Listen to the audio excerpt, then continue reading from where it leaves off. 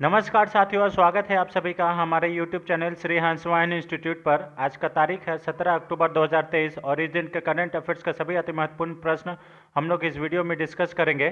तो चलिए current affairs एक अनोखी सोच के साथ इस वीडियो को शुरू करते हैं, लेकिन उससे पहले आज का मोटिवेशन देख लेते हैं। आज का मोटिवेशन है, it does not matter what other are doing, it matters what you are doing. बिल्कुल सही बात है। ये मैटर नहीं करता है कि बाकी सारे लोग क्या कर रहे हैं, बल्कि ये मैटर करता है कि आप क्या कर रहे हैं, है ना। तो आप डेली अपने इस चीज़ को नोटिस कीजिए कि आप क्या दिन भर में आप क्या किए हैं, और एक दिन आप देखिएगा यही जो छोटा छोटा चीज़ जो नोटिस कर रहे हैं उस वो चीज़ आपको सफलता की ओर लेके जाएगी, है ना। तो आप क्या कर रहे हैं उससे मतलब रखिए, ना कि दुनिया क्या कर रही है उससे मतलब। ठीक है, तो चलिए इसी मोटिवेशन के साथ पहला क्वेश्चन देख लेते हैं। आज का पहला क्वेश्चन है, हाल ही में 12 अक्टूबर को वर्ष 2022 के लिए प्रतिष्ठित 32वें सरस्वती सम्मान से किसे सम्मानित किया गया है। वेरी वेरी इंपॉर्टेंट है ना। सरस्वती सम्मान, व्यास सम्मान, ये सब सारे चीज़ पूछा जाता है ना। तो ये कितने क्रम का है, 32वें है। और सरस्वती सम्मान तो ये किनको मिला है, तो ये मिला है अभी शिव शंकरी जी को मिला है। ये महिला है, इसे भी याद कर लीजिएगा। ऑप्शन नंबर डी इसका सही आंसर है। इनका इनका जो है ये सूर्यवंशम के लिए इनको मिला है, इसे भी याद कर लीजिएगा। ठीक है, शिव शंकरी जी को 32वां सरस्वती सम्मान मिला है 12 अक्टूबर को। ये प्रतिष्ठित लेखिका है ये एक्चुअली में, ठीक है। और कार्यकर्ता शिव शंकरी जी को दिल्ली में राष्ट्रीय संग्रहालय में वर्ष 2022 के लिए प्रतिष्ठित सरस्वती सम्मान दिया गया है। और इनके जो तमिल में लिखे गए उनके संस्करण सूर्यवंशम के लिए ये किया गया। तो कौन सा भाषा के लिए दिया गया है, तो तमिल तमिल इसीलिए दिया गया, तमिल भाषा के लिए। ठीक है, यह पुरस्कार उन्हें पूर्व केंद्रीय मंत्री एम वीरप्पन मोइली ने प्रदान किया है। सुप्रीम कोर्ट के पूर्व न्यायाधीश अर्जुन कुमार सिकरी की अध्यक्षता में यह चयन परिषद ने उनके काम को चयन किया। ठीक है, उन्होंने 36 उपन्यास, 48 नोवेलेट, 150 लघु कथाएं, 5 यात्रा वृतांत, 7 निबंध संग्रह और 3 जीवनियाँ लिखी हैं। ठीक है, उन्होंने तमिल लघु कथाओं में 2 संग्रह संकलित किए हैं। ठीक है, उनके कई कार्यों का भारतीय भाषाओं और अंग्रेजी, जापानी और यूक्रेनी भाषा में अनुवाद किया गया है।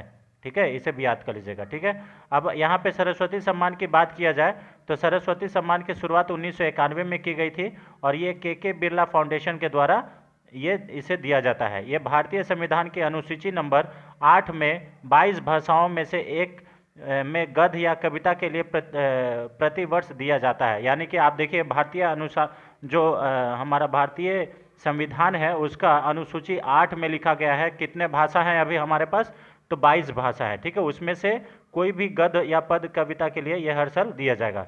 इसमें एक पट्टिका, एक प्रशस्ति पत्र यानी कि सर्टिफिकेट और 15 लाख रुपए नगद पुरस्कार दिए जाते हैं। यह पिछले 10 वर्षों के भीतर प्रकाशित कार्यों के लिए भी दिया जाता है। सरस्वती सम्मान जो सबसे पहले दिया गया था वो किसको दिया गया था, तो हरिवंश राय बच्चन जी को दिया गया था। ये भी याद कर लीजिएगा, पहला सरस्वती सम्मान। ठीक है, चलिए ये है आपको शिव शंकरी, इसे भी याद कर लीजिएगा। और 32वां नंबर, और इनके क्या मिला है, ये जो सूर्यवंशम है रचना, इनकी रचना जो है सूर्यवंशम के लिए ये सम्मान दिया गया है। अब व्यास सम्मान 2022 किनको दिया गया है, तो ये मिला है पागल खाना के लिए इनको ज्ञान चतुर्वेदी जी को मिला है, इसे भी याद कर लीजिएगा। ठीक है, इनकी रचना कौन सा है, तो पागल खाना, और ये लिखे कौन है, व्यास सम्मान किनको मिला है, तो ज्ञान चतुर्वेदी जी को मिला है, ये भी याद कर लीजिएगा। ठीक है, अब कुछ इंपॉर्टेंट अवार्ड्स की बात कर ले तो जो पंजाब के गुरदासपुर में स्थित खूबसूरत नवापिंड सरदारन गांव को अभी हाल ही में केंद्रीय पर्यटन मंत्रालय के द्वारा भारत का सर्वश्रेष्ठ पर्यटन गांव 2023 का खिताब दिया गया है। भारत के सबसे बड़े एकीकृत ऊर्जा समूह एनटीपीसी लिमिटेड ने फोर्ब्स विश्व के सर्वश्रेष्ठ नियोक्ता सूची में विश्व का सर्वश्रेष्ठ नियोक्ता 2023 हासिल किया है। यानी कि भारत फोर्ब्स 2023 की सूची में एकमात्र भारत के तरफ से एनटीपीसी ही उस लिस्ट में शामिल है। ठीक है, उसके बाद देखिए प्रसिद्ध हॉलीवुड अभिनेता माइकल डगलस को गोवा में आयोजित होने वाले 54वें अंतर्राष्ट्रीय फिल्म फेस्टिवल में सत्यजीत रे excellence in film life time achievement award मिलने वाला है। ठीक है, उसके बाद ये क्वेश्चन हम लोग डिस्कस कर चुके हैं अपने सेशन में। ठीक है, दिलीप नोंगमेथन को मणिपुरी भाषा में बाल साहित्य पुरस्कार मिला है, ये भी याद कर लीजिएगा, बाल साहित्य पुरस्कार, ठीक है। किनको मिला है? तो दिलीप नोंगमेथम को मिला है, इसे भी याद कर लीजिएगा, ठीक है। सुधा मूर्ति जी को ग्लोबल इंडियन अवार्ड्स पाने वाली ये पहला महिला बनी है, इसे भी याद कर लीजिएगा, ग्लोबल इंडियन अवार्ड्स, ठीक है। ये कौन किनको मिला है? सुधा मूर्ति जी को, जो कि ऋषि सुनक के सास हैं, इसे भी याद कर लीजिएगा, ठीक है। और रुईजियांग झांग, ये रुईजियांग झांग जो चाइनीज़ है, इनको गणित में 2023 का सशस्त्र रामानुजन पुरस्कार से सम्मानित किया गया है। वाहिदा रहमान जी को अभी हम लोग इस सेशन में डिस्कस किए थे कि Dada Saheb Phalke life time achievement award मिला है, ठीक है। उड़ीसा की रहने वाली स्वाति नायक 2023 के लिए नॉर्मन बोरलॉग फील्ड पुरस्कार प्राप्त की है, ठीक है। और यहाँ पे देखिए 9वां नंबर, भारतीय मूल की लेखिका चेतना मरु का उपन्यास वेस्टर्न लेन बुकर पुरस्कार 2023 में शॉर्टलिस्ट किया गया है। तो लेखिका, भारतीय मूल की ये लेखिका है चेतना मरु, इनका जो उपन्यास है वेस्टर्न लेन, ये बुकर पुरस्कार 2023 के लिए शॉर्टलिस्ट किया गया है, ठीक है। तो इसे भी याद कर लीजिएगा। चलिए क्वेश्चन नंबर 2 पे आते हैं। क्वेश्चन नंबर 2, हाल ही में किस राज्य सरकार ने अक्टूबर 2023 में स्वतंत्र अनुसूचित जनजाति आयोग की स्थापना की मंजूरी दी है? तो ये जो है स्वतंत्र अनुसूचित जनजाति आयोग की जो स्थापना है वो महाराष्ट्र सरकार के द्वारा किया गया है। ऑप्शन नंबर ए इसका सही आंसर है, ठीक है। महाराष्ट्र सरकार का मुख्यमंत्री कौन है? तो एकनाथ शिंदे जी के द्वारा इसका जो मंजूरी है वो दे दिया गया है, ठीक है। केंद्र सरकार की तर्ज पर ही इसकी स्थापना की जाएगी। जिस प्रकार से केंद्र सरकार में ये आयोग है, उसी प्रकार से इसका भी स्थापना महाराष्ट्र में उसी तरह किया जाएगा। मुंबई में 51वीं महाराष्ट्र राज्य जनजातीय सलाहकार परिषद की बैठक था और इसी बैठक में यह प्रस्ताव को मंजूरी किया गया है, ठीक है। बैठक में राज्य के अनुसूचित क्षेत्र का पुनर्गठन जनसंख्या के अनुसार धन का प्रावधान, आदिवासी जिले को तालुकाओं में परियोजना कार्यकाल शुरू करने के आदि विभिन्न मुद्दों पर भी चर्चा की गई। मुख्यमंत्री अनुसूचित जनजाति विभाग की राशि का भी बंदरबांट नहीं करने का भी निर्देश दिया गया, यानी कि जो पैसा है अनुसूचित जनजाति के लिए अलॉट होता है वो सही से मॉनिटर होगा, यह इसमें कही गई है बात, ठीक है। इससे पहले महाराष्ट्र सरकार ने धनगरों की आदिवासी स्थिति पर एक रिपोर्ट प्रस्तुत करने के लिए Tata institute of social science के द्वारा नियुक्त किया गया था और ये Tata institute of social science ने अपनी रिपोर्ट सौंप भी दी है, लेकिन सरकार अभी इस रिपोर्ट को सार्वजनिक नहीं किया है। इसे भी याद कर लीजिएगा। शेड्यूल ट्राइब कमीशन का बनाने का जो प्रस्ताव है उसे मंजूर कर लिया गया है, इसे भी याद कर लीजिएगा, ठीक है। चलिए क्वेश्चन नंबर 3 पे आते हैं। हाल ही में Indo American chamber of commerce के राष्ट्रीय अध्यक्ष के रूप में किसने कार्यभार संभाला है? तो Indo American chamber of commerce के जो राष्ट्रीय अध्यक्ष बने हैं अभी रिसेंट में, वो बने हैं पंकज भोरा। ऑप्शन नंबर ए सही आंसर है। इनसे पहले जो 2022 में थे वो है शांतिलाल जैन, इसे भी याद कर लीजिएगा। अब कौन बन गए हैं? तो पंकज बोरा बन गए हैं। ऑप्शन नंबर ए इसका सही आंसर है, Indo American chamber of commerce के राष्ट्रीय अध्यक्ष, ठीक है।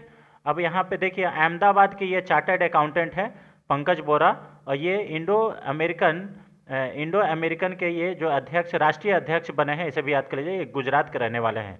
बोरा वर्तमान में chartered accountant Pankaj Bora and company में वरिष्ठ भागीदारी के रूप में कार्यरत हैं, ठीक है। ये व्यावसायिक, रणनीतिक, वित्तीय नियोजन और कॉरपोरेट प्रशासन पर वरिष्ठ प्रबंधन को सलाह देने की कई एक कंपनियों के बोर्ड में भी काम कर चुके हैं, ठीक है। Indo American chamber of commerce 55 साल पुराना चैम्बर ऑफ कॉमर्स है, जिसके साथ भारत में 14 कार्यालय और संयुक्त राज्य अमेरिका में 17 कार्यालय है, ठीक है। Indo America chamber of commerce की स्थापना 1968 में की गई थी और ये इसका जो मुख्य उद्देश्य है वो क्या है? भारत और अमेरिका के बीच द्विपक्षीय व्यापार और निवेश को बढ़ावा देना, यह है Indo American chamber of commerce का मुख्य उद्देश्य, ठीक है। चलिए अब आई होप आपको हमारा एक्सप्लेनेशन अच्छा लग रहा होगा, तो आप जरूर इसे सेशन को लाइक करें, शेयर करें, ठीक है। क्वेश्चन नंबर 4 पे आते हैं। इंडियन बैंक के नए कार्यकारी निदेशक के रूप में किसे नियुक्त किया गया है? Option number A Shiv Bajrang Singh, option number B Jaya Verma. तो यहाँ पे देखिए इंडियन बैंक के नए जो कार्यकारी निदेशक बने हैं वो शिव बजरंग सिंह बने हैं। ऑप्शन नंबर ए इसका सही आंसर है। जया वर्मा सिन्हा जो है ये रेलवे बोर्ड के पहली महिला अध्यक्ष बनी है, इसे भी याद कर लीजिएगा, ठीक है ना। ऑप्शन नंबर ए इसका सही आंसर है। शिव बजरंग सिंह इंडियन बैंक के नए कार्यकारी निदेशक बने हैं। उन्होंने 9 अक्टूबर के कार्यकारी निदेशक के रूप में कार्यभार संभाल लिया है। वे पहले बैंक ऑफ इंडिया के मुख्य प्रबंधक हुआ करते थे। ठीक है। कैनरा बैंक ने भूपेंद्र कुमार को कार्यकारी निदेशक नियुक्त किया है। तो कैनरा बैंक ने किसे किया है? भूपेंद्र कुमार ने। और शिव बजरंग सिंह किनके बने हैं? तो इंडियन बैंक के बने हैं। इसे भी याद कर लीजिएगा, इंपॉर्टेंट है ये सब, है ना। और उसके बाद देखिए, अपने बैंकिंग करियर के दौरान उन्होंने विभिन्न राज्यों में विभिन्न पदों पर काम किया है।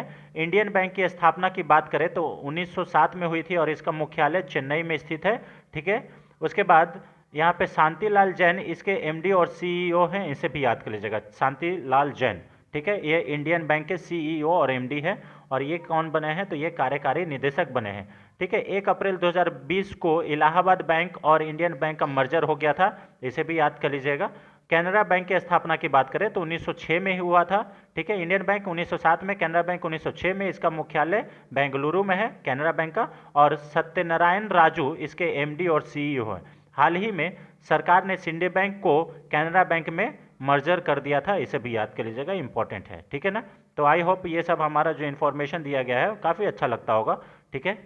चलिए क्वेश्चन नंबर 5 पे आते हैं। अंतर्राष्ट्रीय आपदा जोखिम न्यूनीकरण दिवस 2023 कब मनाया गया है? तो ये मनाया जाता है 13 अक्टूबर को। ऑप्शन नंबर 1 इसका सही आंसर है ए। अंतर्राष्ट्रीय आपदा यानी कि disaster risk reduction day is celebrated on 13 October. Option number ए इसका सही आंसर है, 13 अक्टूबर। ठीक है। हर साल ये किस लिए मनाया जाता है? तो यह दिन जागरूकता बढ़ाने के लिए मनाया जाता है कि दुनिया भर के लोग आपदाओं के जोखिम को कैसे कम कर सकते हैं। ठीक है। इस वर्ष विषय का है, यानी कि इस वर्ष का थीम क्या है? लचीले भविष्य के लिए असमानताओं से लड़ना। ठीक है। उसके बाद यहाँ पे देखिए, इसकी शुरुआत 1989 में संयुक्त राष्ट्र महासभा के द्वारा जोखिम जागरूकता और आपदा न्यूनीकरण की वैश्विक संस्कृति को बढ़ावा देने के लिए की गई थी। ठीक है। गरीबी, असमानताएं और भेदभाव बढ़े हुए आपदा जोखिम के कारण ये परिणाम है। ठीक है। वर्तमान जलवायु अनुमानों के अनुसार 2030 तक दुनिया के प्रति वर्ष लगभग 560 आपदाओं का सामना करना पड़ेगा। यानी कि जो वर्तमान में वायु परिवर्तन हो रहा है, ठीक है, जलवायु परिवर्तन हो रहा है, इससे ये बोला जा रहा है कि 2030 तक दुनिया भर में प्रति वर्ष 560 आपदाओं का सामना करना पड़ सकता है। ठीक है। और इसमें यह भी बताया जा रहा है कि देखिए, जलवायु परिवर्तन और आपदाओं को प्रभावों के कारण 2030 तक अतिरिक्त अनुमानित 37.6 मिलियन लोग अत्यधिक गरीबी में रहेंगे। तो आप देखिए, कहीं पे भी आपदा अगर आता है तो वहाँ के लोग पलायन कर जाते हैं, एक जगह से दूसरे जगह शिफ्ट कर जाते हैं। उस केस में क्या होता है कि और गरीबी बढ़ जाता है। जलवायु परिवर्तन और आपदाओं का सबसे बड़ा खराब स्थिति परिदृश्य 2030 तक अतिरिक्त 100.7 मिलियन लोगों को गरीबी में धकेल देगा। ये ऐसा इसमें कहा गया है। ठीक है। इस बार का थीम क्या है? Fighting inequality for the resilient future. इसे भी याद कर लीजिएगा, इंपॉर्टेंट है ना। चलिए, fighting inequality for the resilient future, ये इस बार का थीम है। इसे भी याद कर लीजिएगा, इंपॉर्टेंट है ना। चलिए, ये इंपॉर्टेंट कुछ दिवस है। अंतर्राष्ट्रीय वृद्धजन दिवस 1 अक्टूबर को मनाया जाता है। वृद्ध व्यक्तियों के लिए मानव अधिकारों की सार्वभौमिक घोषणा के वादों को पूरा करना, ये पीढ़ियों तक। विश्व पारेवास दिवस 2 अक्टूबर को ही मनाया जाता है। लचीली शहरी एवं अर्थव्यवस्थाएं विकास और पूर्ण प्राप्ति के चालक में रूप में शहर। ठीक है। अंतर्राष्ट्रीय अहिंसा दिवस 2 अक्टूबर को मनाया जाता है। इस बार का थीम क्या है? हिंसा को ना कहें। विश्व प्रकृति दिवस 3 अक्टूबर को मनाया जाता है। राष्ट्रीय डॉल्फिन दिवस 5 अक्टूबर को मनाया जाता है। विश्व शिक्षक दिवस, ये भी 5 अक्टूबर को मनाया जाता है। विश्व शिक्षक दिवस की थीम क्या है? तो हमें जिस शिक्षा के लिए शिक्षकों की आवश्यकता है, शिक्षकों की कमी को दूर करने के लिए वैश्विक अनिवार्यता है। उसके बाद विश्व सेरेब्रल पाल्सी दिवस, ये 6 अक्टूबर को मनाया जाता है। विश्व मुस्कान दिवस भी 6 अक्टूबर को मनाया जाता है। विश्व कपास दिवस, ये भी 7 अक्टूबर को मनाया जाता है। भारतीय वायु सेना दिवस, ये 8 अक्टूबर को मनाया जाता है। उसके बाद विश्व हाइड्रोजन और ईंधन सेल दिवस, ये भी 8 अक्टूबर को मनाया जाता है। विश्व डाकघर दिवस, ये 9 अक्टूबर को मनाया जाता है। और इस बार का थीम क्या है? Together for trust, collaborating for a safe and connected future. ठीक है। विश्व मानसिक स्वास्थ्य दिवस 10 अक्टूबर को मनाया जाता है। राष्ट्रीय डाकघर दिवस ये 10 अक्टूबर को मनाया जाता है। और भारत द्वारा गुड मैन्युफैक्चरिंग प्रैक्टिस डे ये भी 10 अक्टूबर को मनाया जाता है, ये सभी याद कर लीजिएगा, ठीक है। और यहाँ पे देखिए अंतर्राष्ट्रीय बालिका दिवस 11 अक्टूबर को मनाया जाता है और इस बार का थीम क्या है, लड़कियों के अधिकारों में निवेश, हमारा नेतृत्व हमारा कल्याण, ठीक है। विश्व गठिया दिवस ये 12 अक्टूबर को, विश्व दृष्टि दिवस ये भी 12 अक्टूबर को मनाया जाता है। अंतर्राष्ट्रीय आपदा जोखिम न्यूनीकरण दिवस ये 13 अक्टूबर को मनाया जाता है और इस बार का थीम ये है। और राष्ट्रीय सिनेमा दिवस जो कि आगे में हम लोग क्वेश्चंस भी डिस्कस करेंगे, ये भी 13 अक्टूबर को मनाया जाता है, इसे भी याद कर लीजिएगा, ठीक है। तो ये रहा कुछ इंपॉर्टेंट दिवस फ्रेंड्स जो कि अक्टूबर में पूछे जा सकते हैं। चलिए क्वेश्चन नंबर 6 पे आते हैं। निम्नलिखित में से कौन सी सबसे तेज मानव निर्मित वस्तु बन गई है? तो ये देखिए फास्टेस्ट मैनमेड ऑब्जेक्ट जो है ये बना है पार्कर सोलर प्रोब, जो कि नासा के द्वारा बनाया गया है। आंसर नंबर बी इसका सही आंसर है, नासा, ठीक है। चलिए उसके बाद ऑप्शन नंबर बी इसका सही आंसर, नासा जो है ये अमेरिका का अंतरिक्ष एजेंसी है, इसे भी याद कर लीजिएगा। देखिए नासा का पार्कर सोलर प्रोब सबसे तेज मानव निर्मित वस्तु बन गया है। नासा के पार्कर सोलर प्रोब ने हाल ही में सौर उड़ान के दौरान यहाँ पे देखिए 6,35,266 किलोमीटर प्रति घंटा की स्पीड प्राप्त किया है। इसने सूर्य के 10वें चक्कर के दौरान 5,86,000 किलोमीटर यानी कि प्रति किलोमीटर के हिसाब से 2021 के रिकॉर्ड को तोड़ दिया है। इसने प्लाज्मा को उज्ज्वल महासागर के ऊपर 7.26 मिलियन किलोमीटर की दूरी तय कर सूर्य के रिकॉर्ड के निकटतम हासिल हो गया है, ठीक है। उसके बाद पार्कर सोलर प्रोब को सूर्य के बाहरी कोरोना के बारे में जानकारी एकत्र करने के लिए 2018 में लॉन्च किया गया था, ठीक है। इसको पार्कर सोलर प्रोब अगर किस लिए लॉन्च किया गया है तो ये सूर्य के जानकारी के लिए ये नासा के द्वारा लॉन्च किया गया है, इसे भी याद कर लीजिएगा, ठीक है। कोरोना के बारे में पार्कर सोलर प्रोब के अलावा अवलोकन से वैज्ञानिक को सूर्य के वातावरण को समझने में मदद मिलेगा, ठीक है। सौर हवाओं के बारे में महत्वपूर्ण जानकारी प्रदान करेगा ये पार्कर सोलर प्रोब, ठीक है, इसे भी याद कर लीजिएगा, ठीक है। यहाँ पे देखिए पार्कर सोलर प्रोब सूर्य के चारों ओर 24 चक्कर लगाएगा और ये सूर्य के करीब 3.8 मिलियन मील नज़दीक पहुँच जाएगा, ठीक है, ये भी याद रखिएगा। उसके बाद देखिए अत्यधिक परिस्थिति का सामना करने के लिए 5.5 इंच मोटी कार्बन मिश्रित ढाल से सुसज्जित किया गया है इसको पार्कर सोलर प्रोब को, इसे भी याद कर लीजिएगा, ठीक है। तो ये इंपॉर्टेंट कुछ फैक्ट्स है, ठीक है, पार्कर सोलर प्रोब के बारे में, जो कि किसका अध्ययन के लिए भेजा गया है, सूर्य का अध्ययन के लिए इसको भेजा गया है। क्वेश्चन नंबर 7 पे आते हैं। 12 अक्टूबर 2023 को दिल्ली में पेट्रोलियम और प्राकृतिक गैस नियामक बोर्ड का 22वां सिटी गैस वितरण यानी कि CGD बोली दौर जो है वो किसने लॉन्च किया है? तो ये जो लॉन्च किया है, who has launch the 12 city gas distribution CGD bidding round of the petroleum and natural gas regulatory board on 12 अक्टूबर 2023 नई दिल्ली। तो ये किया गया है हरदीप सिंह पुरी जी के द्वारा, ऑप्शन नंबर बी इसका सही आंसर है। और अभी जो है नेचुरल गैस एंड प्राकृतिक मतलब यानी कि पेट्रोलियम और प्राकृतिक गैस जो मंत्री हैं वो भी हरदीप सिंह पुरी ही हैं, ऑप्शन नंबर बी इसका सही आंसर है, ठीक है। इसे पेट्रोलियम और प्राकृतिक गैस मंत्री हरदीप सिंह पुरी जी के द्वारा लॉन्च किया गया है दिल्ली में, इसे भी याद कर लीजिएगा, ठीक है। मिजोरम, अंडमान और निकोबार, लक्षद्वीप को छोड़कर इस बोली दौर को बाद व्यावहारिक रूप से पूरे देश में GCD नेटवर्क तक पहुंच होगी। मंत्री ने कहा कि यह दौर भारत की शेष 2% आबादी और इसके भौगोलिक क्षेत्र में शेष 12% को कवर करेगा। यह नेटवर्क 5 राज्य और 2 केंद्र शासित प्रदेश में 92 जिलों का फैला हुआ है, ठीक है। भविष्य में पूरे कवरेज सुनिश्चित करने के लिए मंत्रालय नेटवर्क को द्वीप क्षेत्रों में भी लाने का इरादा रखता है, ठीक है।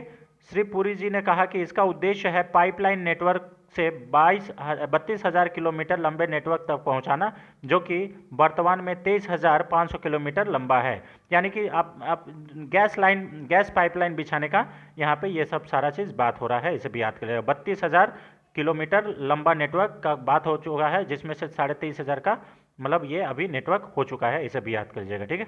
चलिए क्वेश्चन नंबर 8 पे आते हैं। द बुक, ये वेरी वेरी इंपॉर्टेंट है ना, बुक्स एंड ऑथर से। The book of life my dance with Buddha for success नामक पुस्तक किसने लिखी है? तो देखिए यहाँ पे लिखा हुआ है the book of life my dance with Buddha for success नामक जो बुक है ये विवेक अग्निहोत्री जी के द्वारा लिखा गया है। ऑप्शन नंबर ए इसका सही आंसर है, विवेक अग्निहोत्री। ये वही विवेक अग्निहोत्री हैं जिन्होंने अभी हाल ही में एक फिल्म लॉन्च की थी द कश्मीर फाइल, इसे भी याद कर लीजिएगा, जो कि बहुत ही हिट हुआ था, है ना। तो फिल्म निर्देशक हैं ये, यानी कि डायरेक्टर है विवेक अग्निहोत्री। इनका जो बुक है the book of my life dance with the Buddha for success, ये इन्हीं का बुक है। इन्होंने द कश्मीर फाइल नामक निर्देशक भी किया है। उनकी अभी नवीनतम जो फिल्म है द वैक्सीन वार, ये अभी याद कर लीजिएगा, ठीक है। द वैक्सीन वार जो मूवी का नाम है वो भी विवेक अग्निहोत्री जी के द्वारा डायरेक्ट किया गया। विवेक अग्निहोत्री के साथ डॉक्टर बलराम भार्गव भी हैं, ठीक है। जिस किताब पर फिल्म आधारित है उसके लेखक डॉक्टर बलराम भार्गव है, इसे भी याद कर लीजिएगा, ठीक है। और उस किताब का नाम क्या है? Going viral making of Covaxin the inside story. ये जो द वैक्सीन वार है इसका जो बुक है जिसके ऊपर ये मूवी बना है, उस बुक का नाम क्या है? Going viral making the Covaxin the inside story, ठीक है। Making of Covaxin the inside story का लेखक कौन है? तो बलराम भार्गव है, इसे भी याद कर लीजिएगा। फिल्म में उनका किरदार जो है ये नाना पाटेकर ने निभाया है, इसे भी याद कर लीजिएगा, ठीक है। ये इंपॉर्टेंट है ना ये बुक। और अच्छा यहाँ पे अब देखिए कुछ इंपॉर्टेंट, ये the book of my life my dance with the Buddha for success, ये विवेक अग्निहोत्री जी के द्वारा लॉन्च किया गया है। बिलीव ये किसका पुस्तक है? तो सुरेश रैना जी का पुस्तक है, इसे भी याद कर लीजिएगा। अब प्लेइंग इट माई वे ये किसका पुस्तक है? तो प्लेइंग इट माई वे ये सचिन तेंदुलकर जी का पुस्तक है, इसे भी याद कर लीजिएगा, ठीक है। चलिए उसके बाद कुछ इंपॉर्टेंट बुक जो 2023 में रिलीज हुआ है, जैसे जो श्री अपूर्व चंद्रा जी हैं, उन्होंने ई बुक पीपल्स G20, जो कि G20 में ही अभी हाल ही में जो G20 हुआ था दिल्ली में, उसके ऊपर ये बुक लॉन्च किया गया है। ये इंपॉर्टेंट है फ्रेंड्स, है ना, इसे याद कर लीजिएगा, ठीक है। इलेक्शन कमीशन ऑफ इंडिया के द्वारा चाचा चौधरी और चुनावी दंगल ये बुक लॉन्च किया गया है। आईएएस ऑफिसर सोनल गोयल ये नेशन कॉलिंग के द्वारा, मतलब आईएएस ऑफिसर सोनल गोयल का बुक है नेशन कॉलिंग, इसे भी याद कर लीजिएगा। Stephen Ross and Bradford Jordan introduction to corporate finance, ये 6th एडिशन इसका ये बुक का नाम है, इसे भी याद कर लीजिएगा। और कौन लिखा है? तो लेखक रोज एंड ब्रैडफोर्ड जॉर्डन, ठीक है। श्री ऋषि राज इनका बुक का नाम क्या है? तो कारगिल एक यात्री की जुबानी, इसे भी याद कर लीजिएगा। अभय कुमार ये इनका बुक का नाम क्या है? मॉनसून, इसे भी याद कर लीजिएगा। 2023 में ये सब अभी रिसेंट में सितंबर में ये रिलीज हुआ है बुक, इसे भी याद कर लीजिएगा। PS श्रीधरन पिल्लई इनका बुक का नाम क्या है? Heritage trees of Goa. Doctor Dinesh Prasad Saklani इनका बुक का नाम क्या है? लेट मूव्स फॉरवर्ड, इसे भी याद कर लीजिएगा। ये कुछ इंपॉर्टेंट बुक्स का नाम है, ठीक है, जो कि आने वाले सभी एग्जाम्स पॉइंट ऑफ व्यू से बहुत महत्वपूर्ण है, ठीक है। चलिए अब क्वेश्चन नंबर 9 पे आते हैं। हाल ही में किस मंत्रालय ने 12 अक्टूबर को डेटा एनालिटिक्स डैशबोर्ड और पूर्वोत्तर संपर्क सेतु पोर्टल लॉन्च किया है? तो ये किस द्वारा लॉन्च किया गया है? इसे भी याद कर लीजिएगा। ये किस मंत्रालय के द्वारा लॉन्च किया गया है 12 अक्टूबर को? तो ये जो मंत्रालय है ये है MDONER।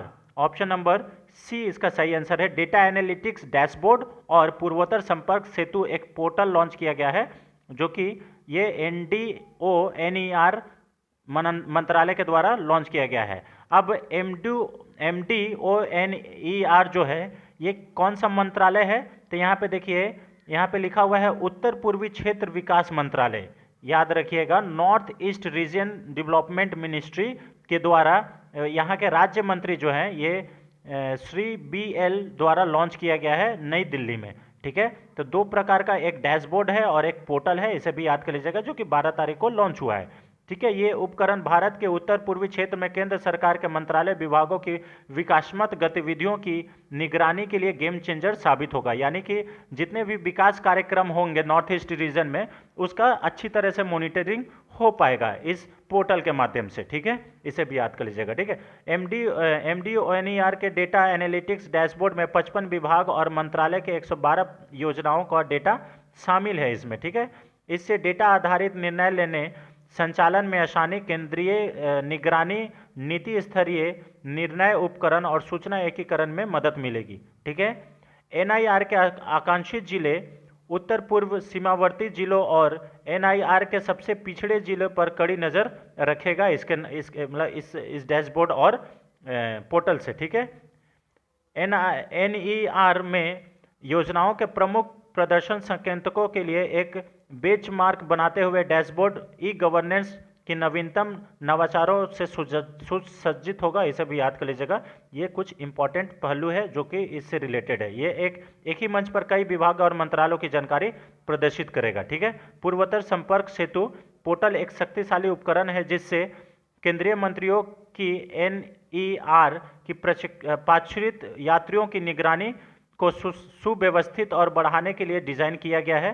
पोर्टल उन मंत्रियों की एक क्यूरेटिव सूची तैयार करता है जिन्हें आगामी महीनों में एनईआर का दौरा करने के लिए नामांकित किया जा सकता है, ठीक है। दौरे के बाद मंत्री अपनी सिफारिश के बाद अपनी यात्रा रिपोर्ट ऑनलाइन जमा कर सकेंगे, ठीक है। यानी कि आप जो जहां जहां उनको यात्रा पे भेजा गया था वो उसका ऑनलाइन इस पे दर्ज कर पाएंगे, ठीक है। यहाँ पे देखिए ये दो चीज़ लॉन्च किया गया है, डेटा एनालिटिक्स डैशबोर्ड, ठीक है, और यहाँ पे पूर्वोत्तर संपर्क सेतु पोर्टल, ठीक है। इसे भी याद कर लीजिएगा, इंपॉर्टेंट है ना।